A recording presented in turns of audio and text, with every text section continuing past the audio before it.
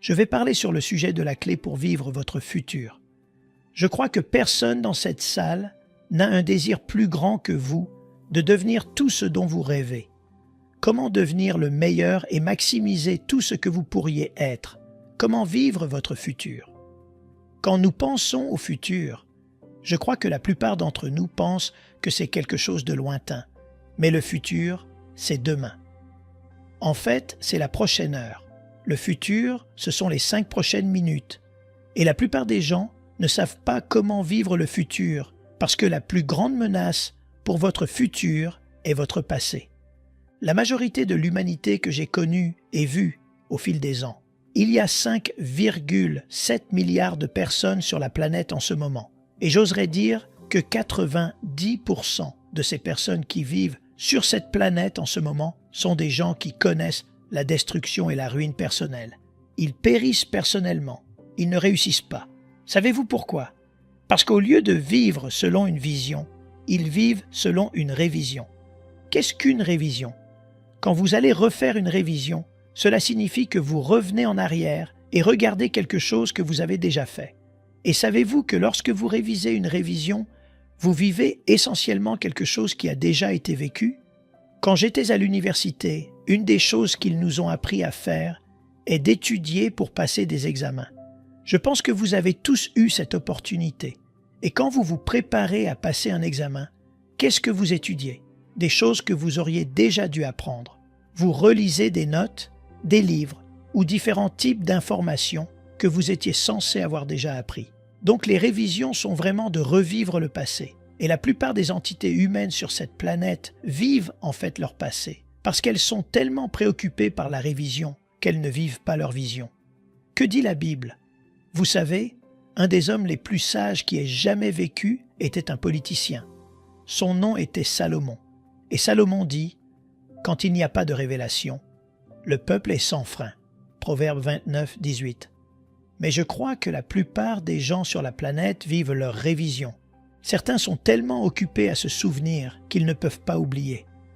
Pensez-y dans votre vie. Il y a un rêve dans votre cœur, et chacun en a un, qui est bien plus grand que le cauchemar que vous vivez. La plupart des gens sont tellement piégés par ce qu'ils avaient l'habitude de faire qu'ils n'ont pas l'énergie de faire ce qu'ils devraient faire.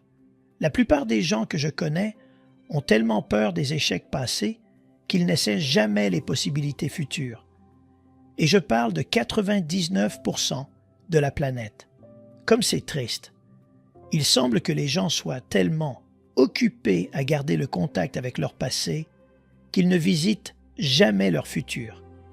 La raison à cela est que la plupart d'entre nous vivent l'inconnu à partir du connu. C'est à la fois bon et mauvais. Vous ne pouvez apprendre que ce que vous savez. Vous ne pouvez savoir que ce que vous apprenez. Et la plupart d'entre nous vivent notre vie en fonction de ce que nous avons fait. Pensez-y. L'inconnu est donc généralement vécu à partir du connu. Et c'est très dangereux, car ce que vous savez ne devrait pas limiter ce que vous pourriez savoir. La mémoire immobilise l'homme.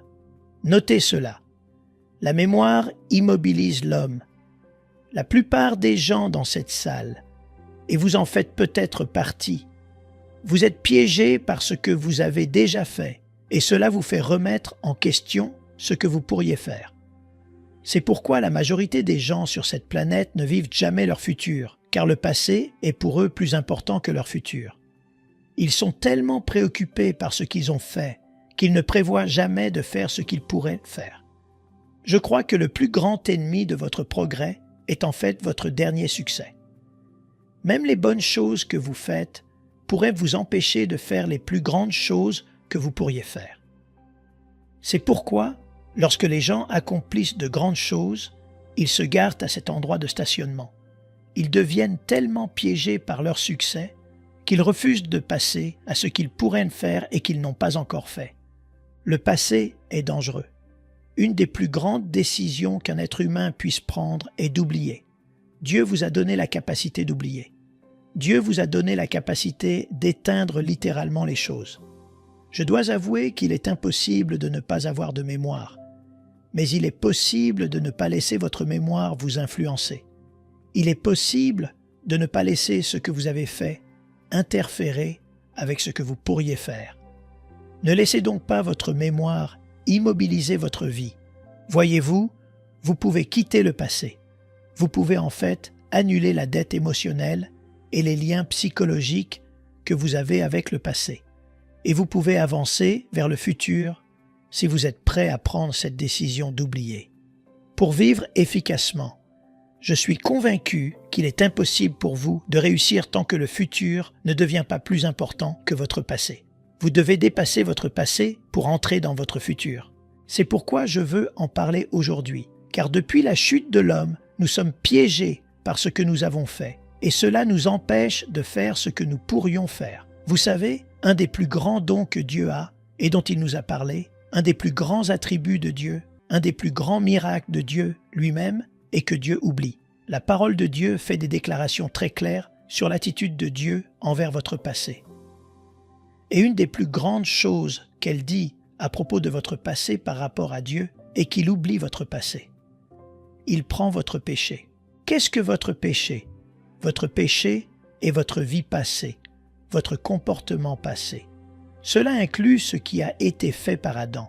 Vous savez, votre passé remonte aussi loin qu'Adam, car selon le concept théologique biblique, Adam nous avait tous en lui quand il a désobéi à Dieu. Donc ce qui a été transmis à chaque spermatozoïde qui était en Adam et à chaque future génération a été piégé par Adam quand Adam a péché, ce qui signifie que notre passé a commencé en Adam. Et quand Dieu a pardonné le péché d'Adam, votre passé a été éradiqué. Donc quand vous venez au Christ en cette heure de votre vie, vous vous appropriez en fait quelque chose qui a déjà été réglé il y a des années.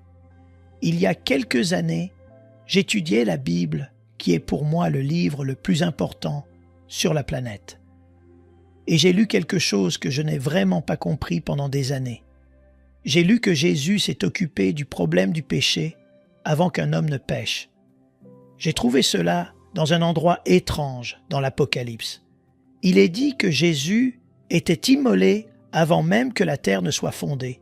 Apocalypse 13, 8, ce qui signifie que Dieu a pris des dispositions pour résoudre vos problèmes avant que vous ne les ayez. Dieu a pris des dispositions pour s'occuper de votre passé parce qu'il aimait trop votre futur. Dieu a des choses qu'il veut que vous fassiez, et il ne laissera pas ce que vous avez fait interférer avec cela. C'est pourquoi ce que vous avez fait n'est jamais plus important que ce que vous pourriez faire. N'est-ce pas une bonne nouvelle? Vous feriez mieux d'applaudir à celle-là. Je veux dire, Dieu est si bon que les rêves de Dieu pour vous sont si importants que Dieu a pris des dispositions pour votre passé afin que votre futur puisse encore être possible, même si vous avez fait des erreurs dans le passé. Cela signifie que Dieu a planifié mon passé avant mon futur, afin que mon passé n'interfère pas avec mon futur. Donc quand nous venons au Christ et qu'il nous pardonne, nous encaissons quelque chose qui est déjà fait. Et c'est pourquoi le pardon n'est pas quelque chose que Dieu a juste décidé de faire. Il vous a pardonné alors que vous étiez encore pécheur. Jésus est mort pour vous alors que vous étiez encore pécheur. Romains 5, 8. Donc, vous n'êtes pas une deuxième pensée hasardeuse de Dieu. Il a toujours eu des plans pour que vous réussissiez. Par conséquent, si vous échouez, c'est parce que vous avez décidé de ne pas réussir. Dieu déteste vous voir échouer. Il a pris des dispositions pour que vous ne puissiez jamais échouer. C'est pourquoi tout ce qui arrive dans votre vie et qui n'est pas le meilleur de Dieu pour vous est un détour temporaire. Pour moi, cela m'excite. C'est pourquoi j'aime le mot « oublier ». Que tout le monde dise « oublier ». Dites-le encore, « oublier ». Maintenant, bien sûr, ils essaient de comprendre de quoi vous parlez, n'est-ce pas? Ils essaient de comprendre ce que vous voulez dire par « oublier ». Oublier quoi? Eh bien, oubliez tout ce qui vous empêche d'avancer vers ce que vous êtes censé faire. Oublier est important pour votre futur. Philippiens, chapitre 3, a été écrit par un tueur en série. Je dois vous parler de ce gars parce que ce gars est un gars très intéressant. Ce gars dont nous connaissons le nom sous le nom de Saul a tué tant de gens indirectement que nous ne connaissons pas le nombre de personnes qu'il a tuées. C'est un tueur en série. Et l'un de ses engagements zélés était de tuer le plus de gens possible. Ce tueur en série avait une réputation. Sa réputation était si horrible que même lorsqu'il a eu un changement dans sa vie, les gens ne lui faisaient toujours pas confiance. Ils interprètent en fait son futur à partir de son passé. Et un jour, il était en route pour tuer d'autres personnes. Il était à cheval avec quelques-uns de ses hommes et il était sur le point d'aller détruire un autre groupe de personnes. Et il a été gêné par Dieu. Dieu fait tomber ce type de son cheval et fait briller une lumière sur son visage. Et Dieu lui dit « Que fais-tu? Pourquoi m'attaques-tu » Et le gars dit « Qui es-tu » N'est-il pas étonnant que la plupart des gens ne sachent pas qui est Dieu?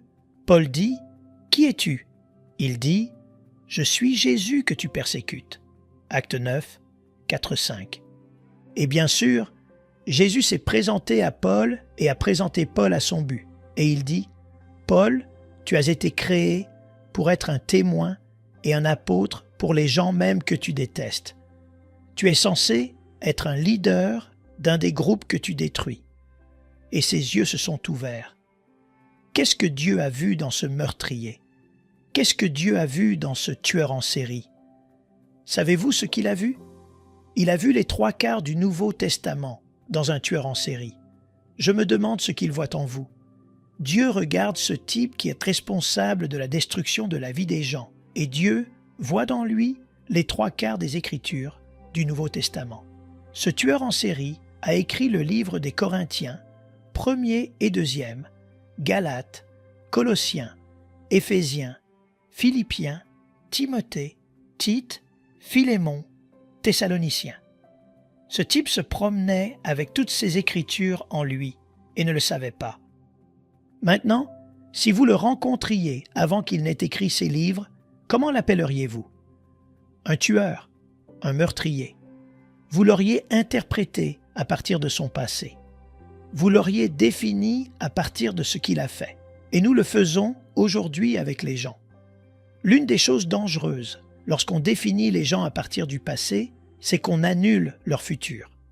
Certaines personnes sont tellement piégées par leur passé que d'autres ne leur permettent pas de vivre leur futur. Mais j'aime ce que Jésus a fait à cet homme.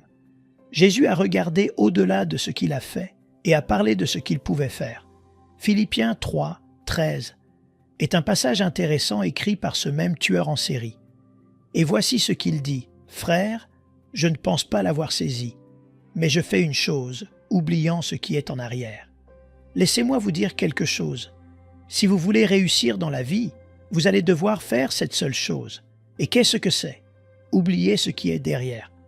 Peu importe ce que vous avez accompli, cet accomplissement même est un obstacle à votre prochain accomplissement, si vous laissez cela devenir le point de votre victoire. Paul dit « J'oublie ce qui est derrière. Une chose que je fais, j'oublie ce qui est derrière moi. » Si vous n'oubliez pas, vous ne créerez jamais plus de souvenirs. Vous savez, chacun d'entre nous dans cette salle, et ceux d'entre vous qui regardent ce programme, vous devez vous rappeler que vous êtes simplement la somme totale des choix que vous faites chaque jour. C'est tout ce que vous êtes. Cela signifie que quoi que vous décidiez, c'est ce que vous devenez. Et si vous continuez à prendre les mêmes décisions que vous avez prises il y a 20 ans, alors vous maintenez ce que vous étiez il y a 20 ans. Par conséquent, si vous décidez de faire quelque chose de différent, vous devenez différent en fonction de ce que vous décidez. Vous savez, je pensais que si les décisions sont la somme totale de votre vie, alors la qualité de votre décision détermine la qualité de votre vie. Donc, si vous prenez de mauvaises décisions, vous avez une mauvaise vie. Vous prenez de bonnes décisions, vous avez une bonne vie. Est-ce assez simple? Bien sûr. Et donc nous trouvons quelques principes dans la Bible qui nous aident avec cela. Dieu a dit une fois au peuple d'Israël, « J'ai mis devant toi la bénédiction et la malédiction, la vie et la mort. » Puis il dit, « Choisis aujourd'hui ce que tu feras. » Deutéronome 30, 19.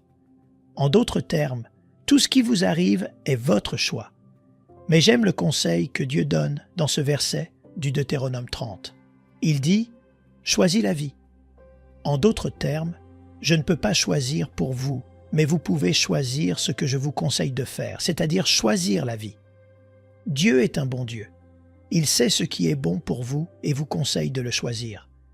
Tout ce dont vous vous souvenez en ce moment, vous avez décidé de vous y impliquer. Votre mémoire, ce sont vos décisions. Vos souvenirs sont vos décisions. En ce moment, j'ai découvert que si vous n'aimez pas ce dont vous vous souvenez, créez un nouveau souvenir. Et vous créez un nouveau souvenir en prenant de nouvelles décisions qui créent un nouveau chemin.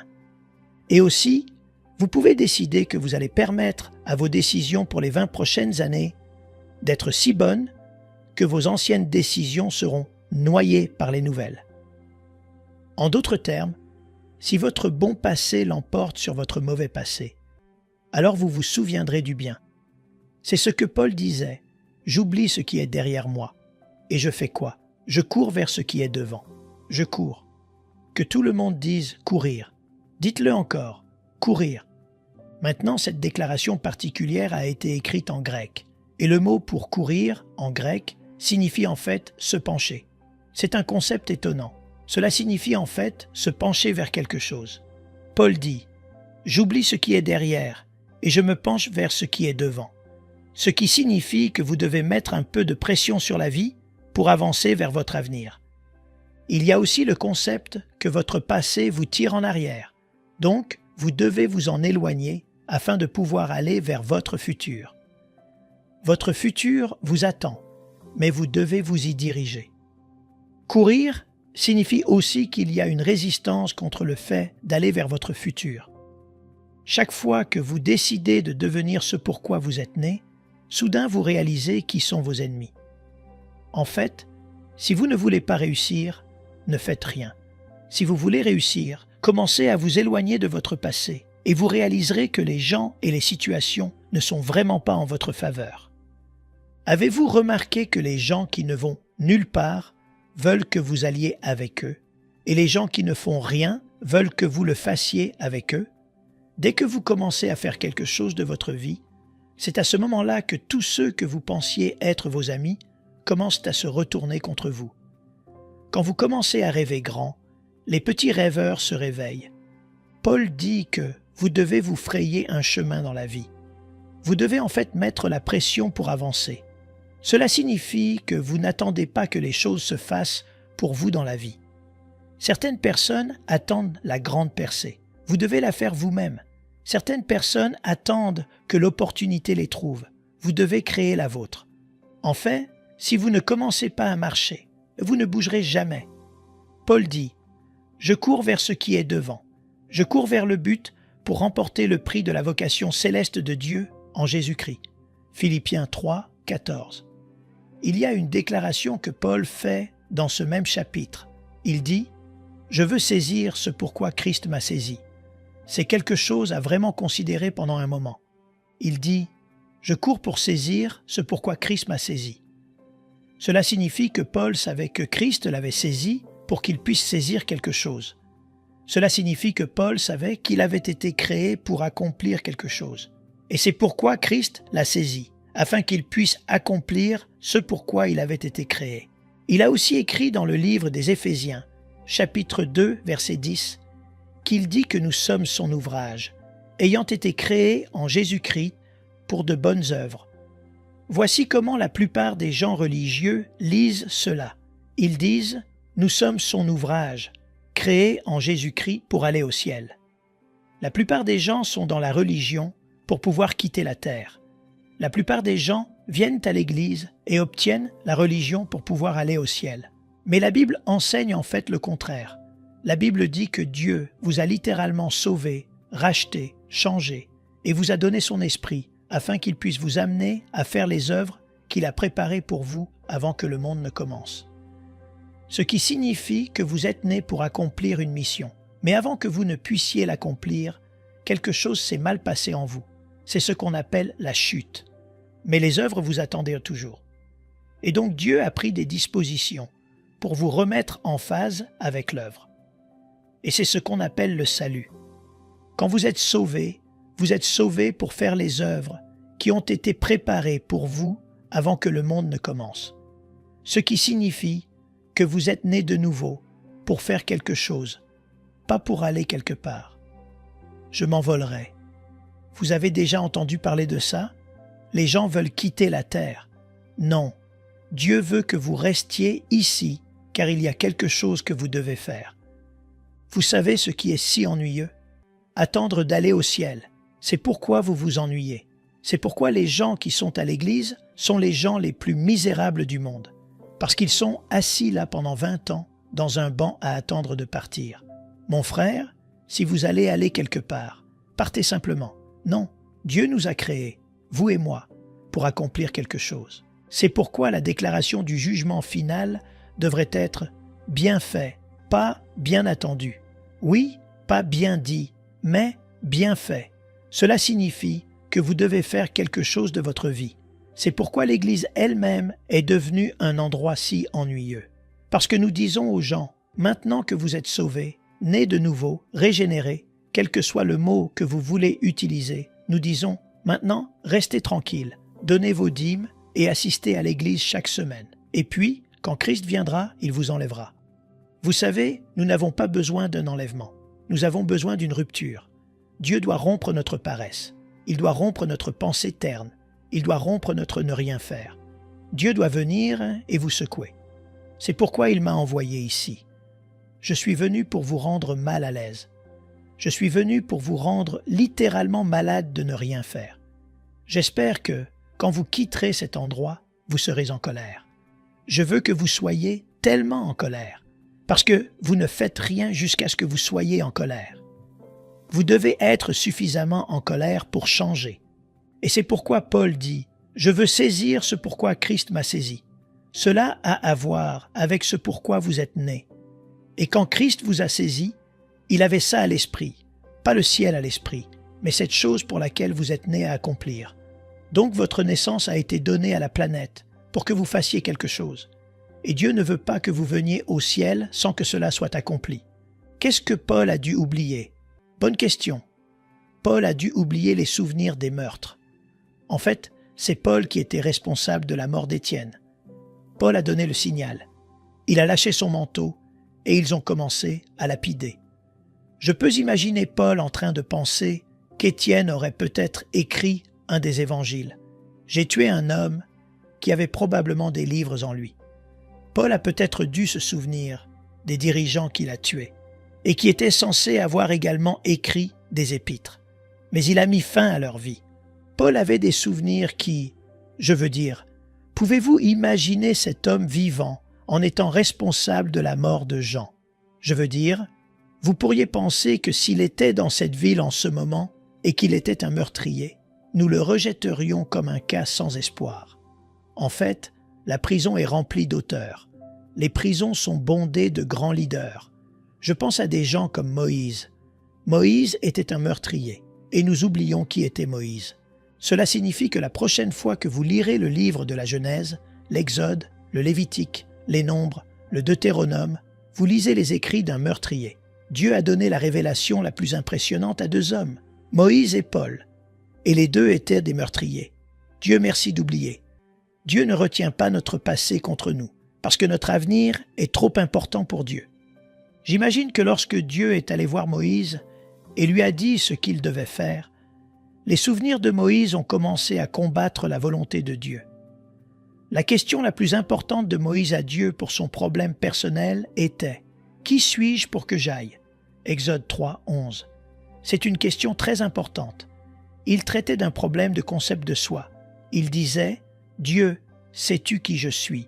Je suis un tueur, je suis un fugitif, et tu me renvoies dans la même ville qui a des affiches partout dans la ville recherchant Moïse. Je veux dire, je ne peux pas y retourner. Je suis un tueur, je suis un fugitif, je suis en fuite, et tu me renvoies pour faire quelque chose de si impressionnant. Sais-tu qui je suis? Vous savez, beaucoup d'entre vous dans cette salle, et aussi en train de regarder ce programme, vous avez ressenti la même chose. Vous savez, j'ai découvert quelque chose. Dieu se moque de ce que vous avez fait, si vous êtes prêt à faire ce qu'il veut que vous fassiez. En fait, vous êtes plus préoccupé par ce que vous avez fait que Dieu ne l'est. Qui se soucie si vous êtes divorcé? Le divorce est un événement. Continuez à vivre. Qui se soucie si vous avez eu un avortement? Un avortement est une tragédie, mais c'est un événement. C'est arrivé. Maintenant, continuez à vivre. Un avortement est un meurtre, n'est-ce pas? Tuer un homme et l'enterrer dans le sable aussi. Moïse a commis un avortement. Il a tué un homme qui n'a pas fini de vivre sa vie. Paul était un avorteur. Il a tué des gens qui n'ont pas fini de vivre leur vie. Et pourtant, que s'est-il passé après l'avortement de ces gens? Dieu a donné à Moïse les 5 premiers livres de la Bible, le Pentateuque. Vous voyez, c'est après votre tragédie que Dieu fait le plus grand travail. C'est pourquoi si vous échouez, c'est parce que vous avez décidé de ne pas réussir. Si vous perdez, c'est parce que vous avez décidé de ne pas gagner. Vous devez être comme Paul. Oubliez ce qui est derrière. Maintenant, je ne crois pas que quelque chose vive plus avec nous que notre passé. Il est toujours là. Il nous hante si nous le laissons faire. C'est comme une ombre qui est toujours prête à s'abattre sur notre avenir. Beaucoup d'entre nous passent du temps à visiter leur passé. Ils n'ont pas le temps d'aller dans leur avenir. La plupart des gens vivent dans leur passé et n'entrent jamais dans leur avenir. D'autres permettent à leur passé de les retenir, de sorte qu'ils ne peuvent pas aller vers leur avenir. Et puis il y a ceux qui vivent simplement leur passé, revivant constamment ce qu'ils ont fait. Comme c'est triste. Comment sommes-nous, en tant qu'individus, censés gérer et regarder notre passé? Comment sommes-nous censés laisser notre passé partir pour toujours? Cette session dont nous parlons est la clé pour vivre votre futur. Et la clé pour vivre votre futur est de laisser aller votre passé. Si vous ne laissez pas votre passé partir, vous ne vivrez jamais votre futur. Il y a beaucoup de nos passés qui contrôlent notre présent et qui emprisonnent en fait notre avenir. Nous sommes enfermés par ce que nous avons fait et nous ne pouvons pas aller vers ce que nous pourrions faire. Je veux que vous lisiez avec moi Ésaïe, chapitre 54. C'est un beau verset de l'Écriture écrit par ce grand prophète. Et Ésaïe était un homme qui luttait lui-même avec certains problèmes de sa propre éducation. Et Ésaïe a écrit certaines choses que Dieu lui a dites. Et on les trouve au verset 4 d'Ésaïe 54. Il dit « Ne crains pas, car tu ne seras point confuse, et ne rougis pas, car tu ne seras point déshonorée. Mais tu oublieras la honte de ta jeunesse, et tu ne te souviendras plus de l'opprobre de ton veuvage. » Ce verset est chargé de principes impressionnants pour surmonter votre passé. Je veux que vous regardiez les mots qui sont écrits ici. Il dit d'abord « Ne crains pas ». De quoi les gens ont-ils le plus peur? Qu'ils répéteront leurs échecs. C'est pourquoi les hommes d'affaires ne retournent pas aux affaires quand ils échouent. C'est pourquoi les étudiants qui échouent au premier test de mathématiques croient qu'ils ne sont pas doués pour les mathématiques. C'est pourquoi les gens qui échouent peut-être en démarrant un projet et que ça ne marche pas, refusent de le recommencer. Nous avons peur de nos échecs. Dieu dit « Dis aux gens, avant tout, ne crains pas. » Pourquoi? Car tu ne seras point confuse. Vous voyez, votre échec passé n'est pas garanti que vous échouerez à nouveau. C'est simplement l'occasion d'apprendre de vos propres erreurs. Vous ne serez pas confus. En d'autres termes, la honte n'est pas une condition permanente. Veuillez noter cela. Vous échouerez. Toute personne qui réussit dans la vie a échoué à quelque chose. Et j'en fais partie, et j'échouerai encore plus à l'avenir. Mais vous voyez, une personne qui comprend la vie n'a pas peur de l'échec parce qu'elle comprend que l'échec fait partie du succès. Asseyez-vous avec moi. L'échec fait partie du succès. Dites-le fort pour que vous puissiez vous entendre le dire. Allez-y. L'échec fait partie du succès. Encore une fois, l'échec fait partie du succès. Vous n'avez jamais dit ça avant. C'est pourquoi vous ne devriez pas avoir peur de l'échec. C'est une partie des composants qui font arriver le succès. Vous voyez, Dieu est capable de nous dire « N'ayez pas peur ». Pourquoi? Tu ne seras point confuse. Parce qu'être confus, c'est quand vous décidez de maintenir votre échec. Mais quand vous voyez l'échec comme une opportunité de recommencer, alors vous le voyez simplement comme une expérience temporaire. Vous savez, une des plus grandes choses que j'ai découvertes, c'est que vous ne grandissez jamais dans les bons moments. Vous ne progressez jamais vraiment tant que vous n'êtes pas sous pression. En fait, 99% des changements dans une vie humaine ont lieu parce qu'ils devaient changer. S'il n'y a pas de pression, il n'y a pas de progrès. Restez avec moi. S'il n'y a pas de pression, il n'y a pas de progrès. Levez votre main droite dans les airs pour moi. Levez votre main droite. Dites, Seigneur, mets la pression. Oh, c'est la pression qui apporte le progrès. La plupart de ce que vous avez fait jusqu'à présent dans la vie, c'est parce que vous deviez le faire. Certains d'entre vous ont déménagé dans cet état pour travailler. Pourquoi? Parce que vous ne pouviez pas trouver de travail dans le dernier. Certains d'entre vous ont déménagé et ont vécu dans une autre région. Pourquoi? À cause de la pression de la criminalité ou d'autres choses. En d'autres termes, la pression vous fait progresser. Et si vous ne faites jamais l'expérience de l'échec, si vous ne faites jamais l'expérience de ce que j'appelle l'échec, l'échec est en fait le test de votre résolution. Si votre résolution n'est pas testée, alors votre résolution n'aura pas de gravité. En d'autres termes, quand vous promettez de faire quelque chose, la vie testera la promesse. Quand vous décidez de faire quelque chose, Dieu a construit dans la vie le test pour s'assurer que vous êtes sérieux à ce sujet. Vous voyez, les gens qui abandonnent après le premier échec ne voulaient jamais réussir en premier lieu. Pensez-y. Vous ne pouvez pas arrêter un homme qui décide de gagner. Les gens qui réussissent ne sont pas intéressés par la victoire. Ils ne peuvent rien faire d'autre que gagner. Quand vous allez être efficace dans la vie, vous devez décider qu'entre vous et la vie, il va y avoir un accord. Vous allez la vivre. La vie ne vous vivra pas. Vous allez vivre la vie. Combien d'entre vous sont prêts à vivre la vie? Laissez-moi vous dire quelque chose sur la vie cependant. Si vous allez vivre la vie a tout en elle. Dieu a planifié votre vie. La vie l'a en elle. Mais vous devez le prendre de la vie. La vie ne vous donne pas des choses. Vous devez aller les chercher. Et la vie est comme Goliath. Elle vous menace chaque matin. Elle vous traite de noms comme paresseux, lâche. Elle vous appelle peureux ou timide. Et vous devez prouver que la vie a tort. Vous voyez, les gens qui échouent ont décidé d'échouer. Personne n'échoue sans leur propre décision. J'espère que vous écoutez ces choses. C'est pourquoi Dieu n'a jamais accepté quelqu'un dans les Écritures comme un échec. Quand il a rencontré Gédéon dans cette ère de battage, Gédéon avait tout compris. Je suis le moindre de ma famille. Je suis la brebis galeuse de ma famille. Je n'ai aucune influence dans le clan. Je ne suis personne. Et voici que Dieu dit, vaillant héros. Juge 6, 12.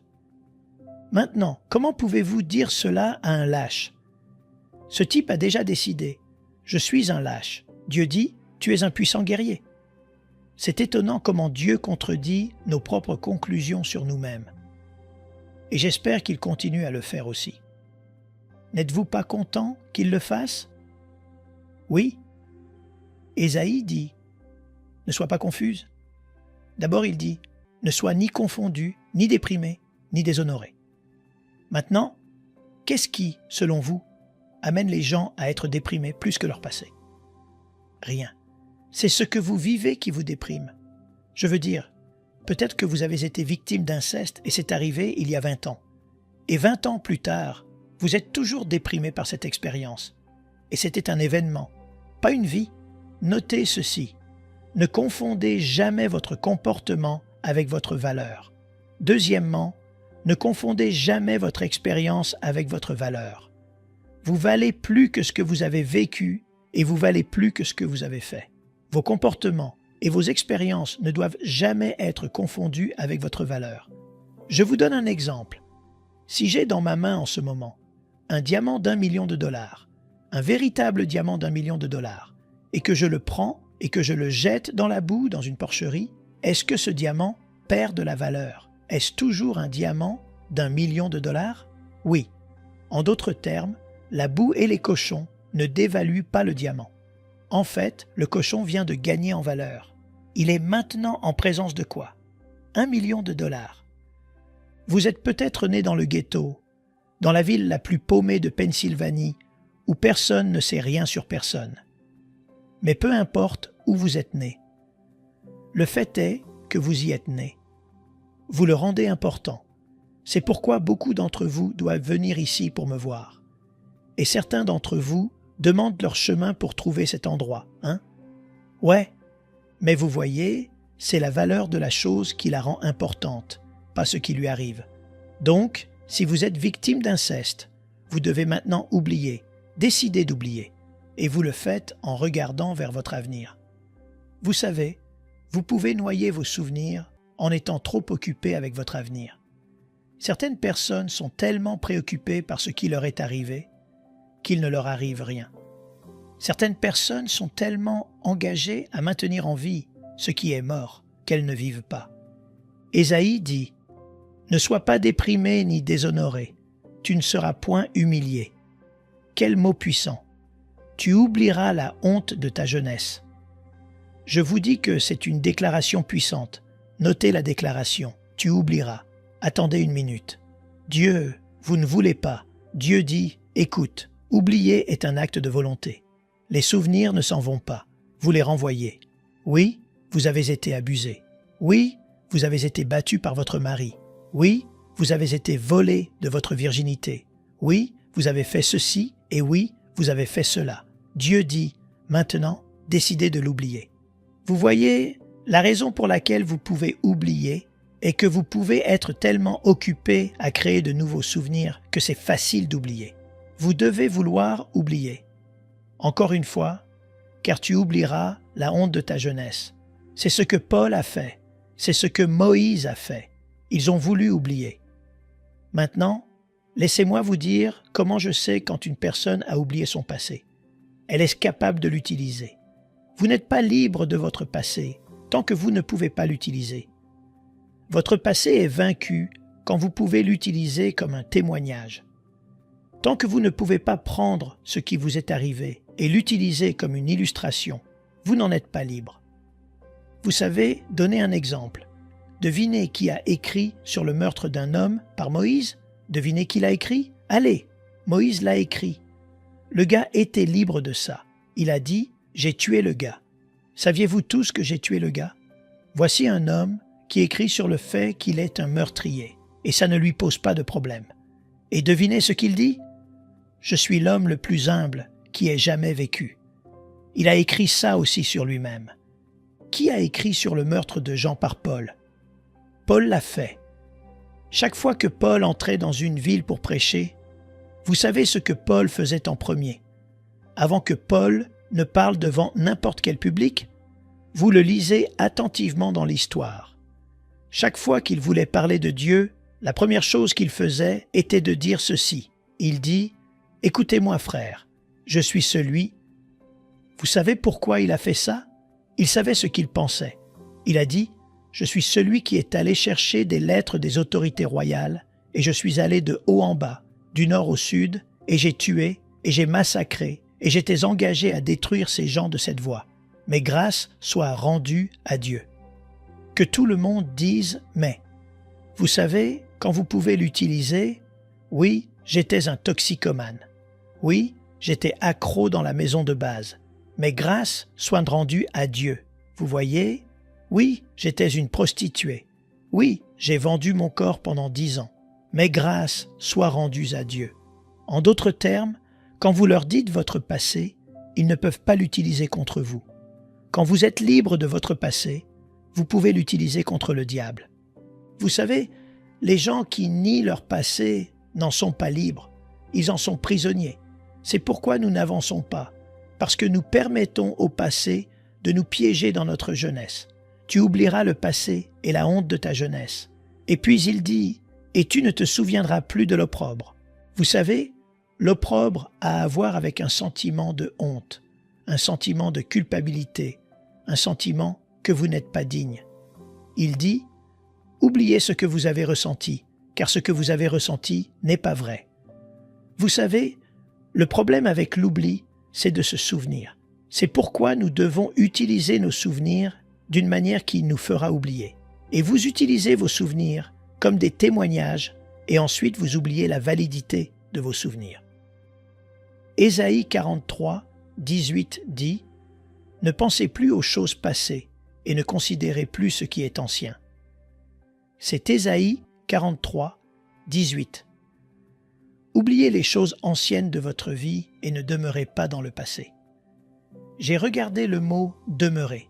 Cela signifie en fait vivre dedans ou habiter. Maintenant, lisons à nouveau. Oubliez les choses anciennes de votre vie et ne vous installez pas, ne vivez pas ou n'habitez pas dans le passé. Combien de gens que vous connaissez se sont en fait installés et ont construit une maison dans leur passé?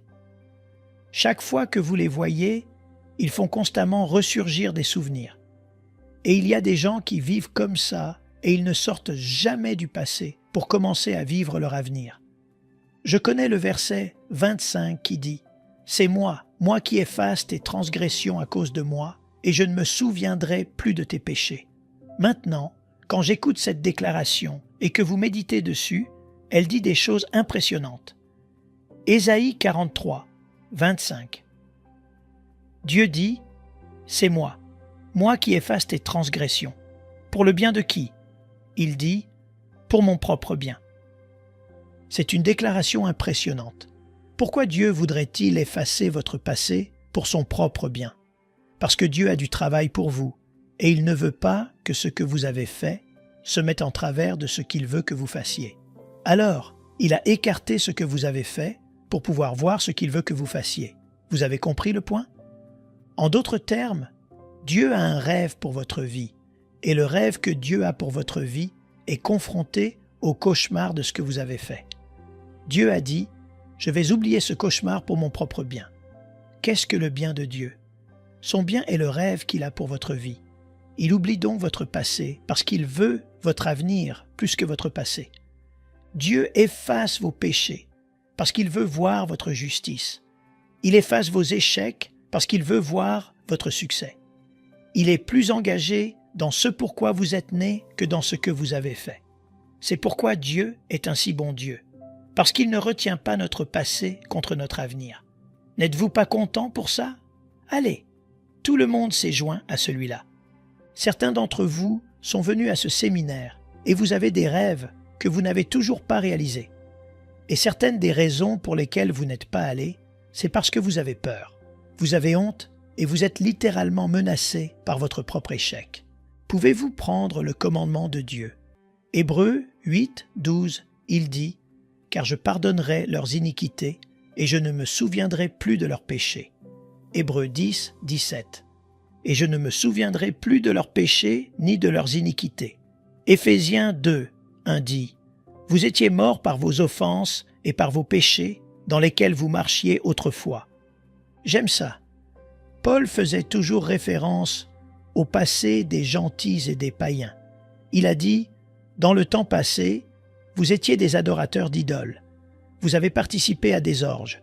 Vous vous êtes impliqués dans toutes sortes d'immoralités. » Il dit « Mais maintenant, vous savez, il y a un pouvoir étonnant dans le « maintenant ». Il y a un pouvoir encore plus étonnant dans le « mais ». J'étais un alcoolique, mais j'étais un étudiant en D à l'école, mais j'ai eu un divorce, mais vous savez, mais sépare votre avenir et votre passé. Et Paul dit « Mais dans le temps passé, vous marchiez selon le train de ce monde, selon le prince de la puissance de l'air, de l'esprit qui agit maintenant dans les fils de la rébellion. » Il dit « Mais maintenant, vous êtes devenus fils de Dieu. » Nous aimerions vous donner l'opportunité de faire de Jésus le Seigneur de votre vie. Voulez-vous bien prier avec moi? Dites Seigneur Jésus, je me repens de mes péchés. Viens dans mon cœur. Je fais de toi mon Seigneur et Sauveur. Et merci Seigneur pour le baptême du Saint-Esprit en moi. Dans le nom de Jésus. Par cette simple prière, nous croyons que le Saint-Esprit vous conduit sur le chemin de la nouvelle naissance. Allez dans une bonne église dont le fondement est la parole de Dieu, passez par les eaux du baptême et donnez à Dieu la première place.